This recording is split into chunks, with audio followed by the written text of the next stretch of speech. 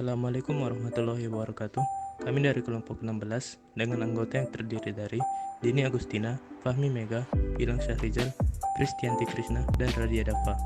Di sini kami akan menjelaskan tentang respirasi anaerob.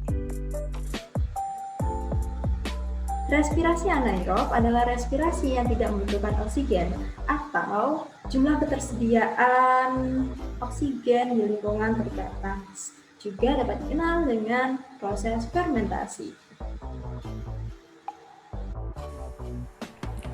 Respirasi anaerob hanya terjadi dalam keadaan khusus, bersifat sementara, energi yang dihasilkan kecil, dan jika terjadi secara terus-menerus akan menghasilkan senyawa yang bersifat racun bagi tumbuhan.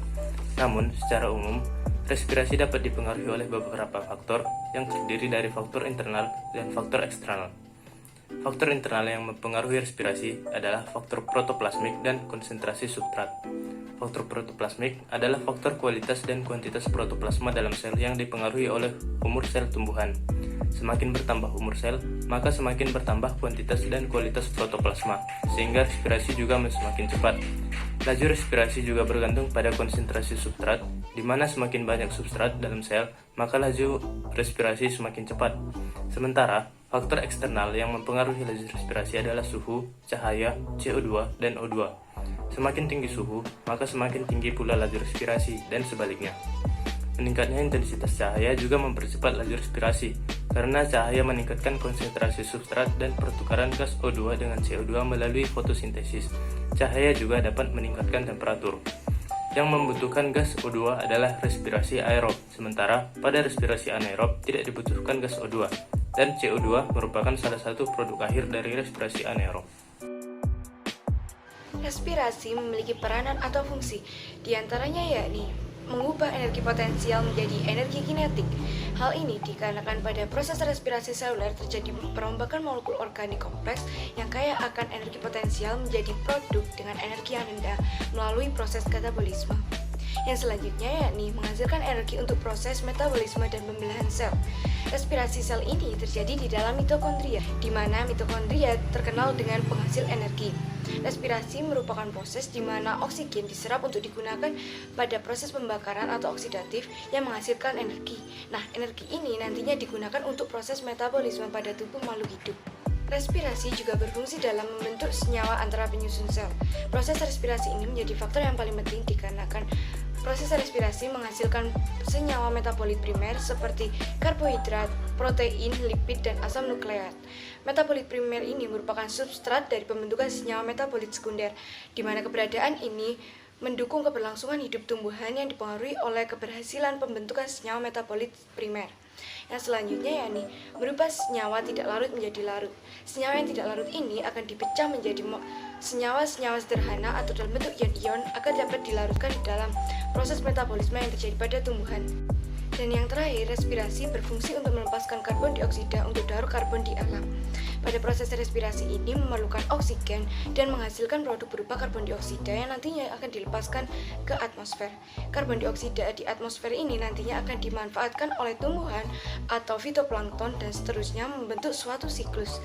Proses berpindahnya karbon dalam berbagai bentuk ini melalui berbagai macam-macam proses. Adapun ciri-ciri dari respirasi anaerob. Yang pertama, tidak memerlukan oksigen. Mengapa? Karena akan mengandalkan dari jumlah nitrogen, sulfur, dan karbon di alam sekitarnya. Yang kedua, berlangsung secara cepat. Karena proses yang terjadi hanya pada glikolisis dan transport elektron saja. Yang ketiga, menghasilkan sedikit ATP. Jumlah ATP yang dihasilkan pada respirasi anaerob ini hanya berjumlah 2 ATP. Yang keempat, hanya terjadi pada bagian sel. Lebih tepatnya pada bagian sel sitoplasma. Baik, selanjutnya saya akan menjelaskan mengenai macam-macam respirasi anaerob. Respirasi anaerob dibagi dua, yaitu fermentasi asam laktat dan fermentasi alkohol atau etanol. Fermentasi asam laktat adalah fermentasi glukosa yang nanti akan menghasilkan asam laktat, sedangkan fermentasi alkohol atau etanol adalah fermentasi glukosa yang nanti akan menghasilkan alkohol atau etanol. Yang pertama ada fermentasi asam laktat.